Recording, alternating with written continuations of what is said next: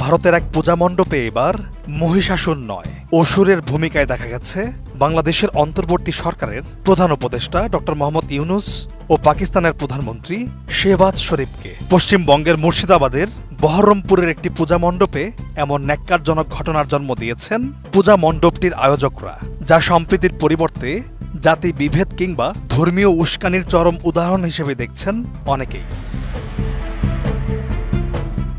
ভারতীয় গণমাধ্যম TV9 বাংলা নিউজের এক প্রতিবেদনে জানা যায়, ভারতের ওপর চড়া শুল্ক কর আরোপের প্রতিবাদে মার্কিন প্রেসিডেন্ট ডোনাল্ড ট্রাম্পের চেহারা দিয়ে অসুর মূর্তি তৈরি করেছেন মুর্শিদাবাদের বহরমপুরের খাগড়া শ্মশানঘাট দুর্গাপূজা কমিটির প্রতিমার কারিগররা।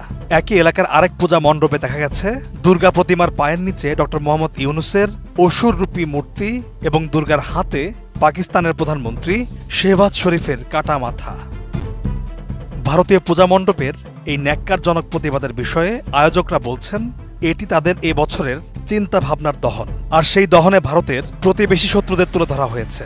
মূলত পাকিস্তান বাংলাদেশকেই প্রতিবেশী শত্রু মনে করা হচ্ছে, সেই কারণে মূর্তির শিল্পীরা দেশের শত্রু হিসেবে এমন প্রতিমা তৈরি করেছেন। কিন্তু তারা অসুরের চেহারাগুলো কার কার মুখের আদলে বানিয়েছেন সেই বিষয়ে মুখ খুলছেন না কেউই, যদিও দর্শনার্থীরা এক ঝলক দেখেই চিনে ফেলছেন ডক্টর মোহাম্মদ ইউনূস ও শেহবাজ শরীফের চেহারা।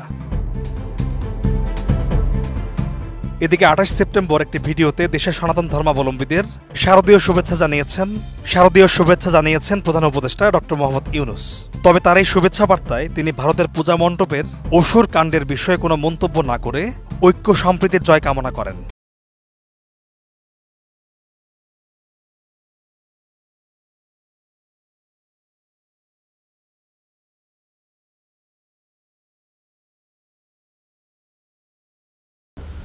সমাজের সর্বস্তরের মানুষ বিশেষভাবে তৎপর রয়েছে। সবাই মিলে চেষ্টা করছে যেন একটা নিখুঁত দুর্গাপূজা অনুষ্ঠিত হয়। প্রশাসনের সকল পর্যায়ের কর্মকর্তা, পুলিশ, সেনাবাহিনী, র্যাব, বিজিবি, আনসার, সকল আইনশৃঙ্খলা বাহিনীর প্রত্যেক সদস্যকে আমি এ বিষয়ে প্রয়োজনীয় নির্দেশনা দিয়েছি। ইতিমধ্যে উৎসবের দিনেও যারা এই কঠিন কাজে নিয়োজিত রয়েছেন, দিনরাত অক্লান্ত পরিশ্রম করছেন, আমি জাতির পক্ষ থেকে তাদের প্রতি কৃতজ্ঞতা জানাচ্ছি।